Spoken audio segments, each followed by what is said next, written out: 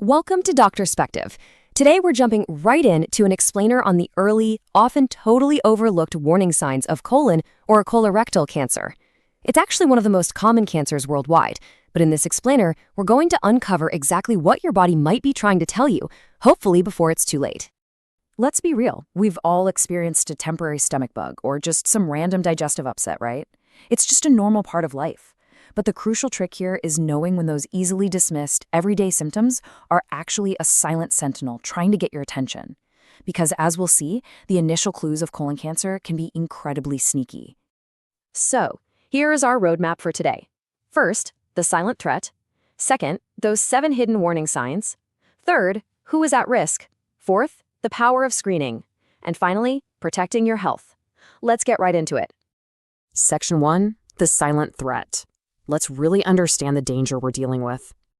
Okay, so the truly encouraging news here is that when colorectal cancer is found early, it's highly treatable, like very treatable. The catch, though, is that a lot of people have absolutely zero obvious symptoms at first. And when your body does finally start dropping hints, well, they perfectly mimic less serious, everyday digestive problems. It's like a master of disguise. Moving on to Section 2. The hidden warning signs. Here are the 7 specific clues you really need to watch out for. Our first 3 clues involve direct physical changes you might notice when you're in the bathroom.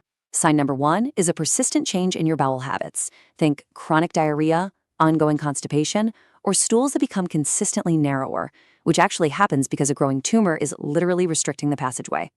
Sign 2, unexplained blood in the stool.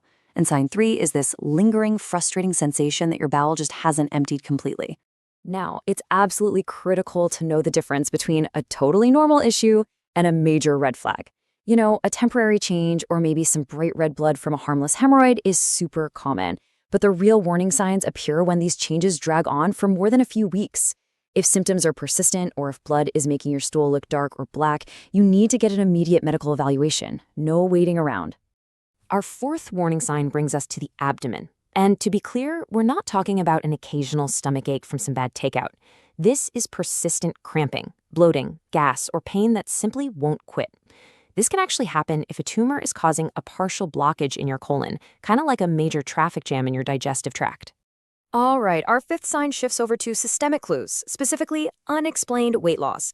If you find yourself shedding pounds and you haven't actively changed your diet or your exercise routine at all, you really need to pay attention to that.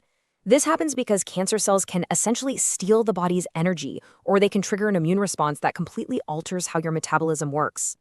To really grasp our final 2 signs, we need to quickly talk about iron-deficiency anemia. Basically, this is a lack of iron that directly reduces your body's ability to carry oxygen. In adults who don't have an obvious cause for it, doctors view this as a massive red flag. And why is that? Because it's very often the very first clue to hidden, slow bleeding from a tumor somewhere in the digestive tract. That slow internal bleeding leads directly to signs 6 and 7. Because of that oxygen-starved anemia we just talked about, you might feel unusually tired, weak, or just short of breath doing normal everyday things. Now, obviously, a lot of things can cause fatigue, but if these systemic clues are persistent and they're happening right alongside digestive changes, they absolutely must be investigated by a pro. Which brings us to Section 3. Who is at risk? Let's break down the risk factors. We traditionally associate this disease with older age groups. And yes, your risk definitely does increase as you get older. However, there's a crucial and honestly somewhat alarming takeaway here. Younger adults are being diagnosed much, much more frequently today than they were in the past. It is absolutely no longer just a disease of the elderly. When it comes to risk, there's a pretty clear split. There are factors you just can't control. Things like your age, a family history of the disease, or having inflammatory bowel disease. But thankfully, there are massive risk factors you absolutely can control. Obesity, smoking, heavy alcohol use, low physical activity, and eating a diet high in processed or red meats, all of those significantly elevate your risk. So you definitely have some power here. All right, Section 4, the power of screening. Let's talk about early detection. The ultimate truth teller in fighting this disease is, without a doubt, screening. Tests like stool-based screenings and colonoscopies are absolute game changers. They don't just find cancer early, they can actually identify precancerous polyps, and doctors can just remove them before they ever turn into cancer. You are essentially stopping the threat right in its tracks. How amazing is that? So here is your personal action plan. Step 1. Notice those persistent symptoms we've been talking about. Step 2. If they hang around for several weeks, or if you have severe pain or bleeding, go consult a doctor promptly.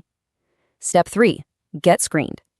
Average risk adults should follow their country's specific screening guidelines, and those of you with higher risk factors might even need to start earlier. And finally, Section 5, protecting your health. Let's look at some daily defense strategies. Beyond just getting screened, you can actively protect your long-term colon health starting right now today. Eat a diet packed with plenty of fruits, vegetables, and whole grains. Try to stay physically active, maintain a healthy weight, avoid tobacco completely, and really limit your alcohol intake. Think of these daily choices as your body's ongoing armor. Now, as always here at Doctorspective, the information in our explainers is built strictly on data from the world's most trusted health organizations. We're talking the WHO, the American Cancer Society, the CDC, the NCI, and the Mayo Clinic.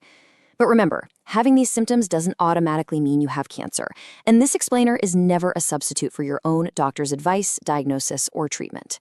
Early detection saves lives, but only if you actually make that appointment. Your body is a brilliant communicator, and it's constantly sending signals when something is off. The big question is, when it starts whispering, will you be listening? Please don't dismiss persistent changes. Take action, follow those screening guidelines, and stay proactive. Thank you so much for watching Doctorspective. If you enjoy evidence-based health content, make sure to subscribe to Doctorspective, turn on those notifications, and join us for more explainers that help you make informed decisions about your health. Stay informed, stay healthy, and we'll see you in the next one.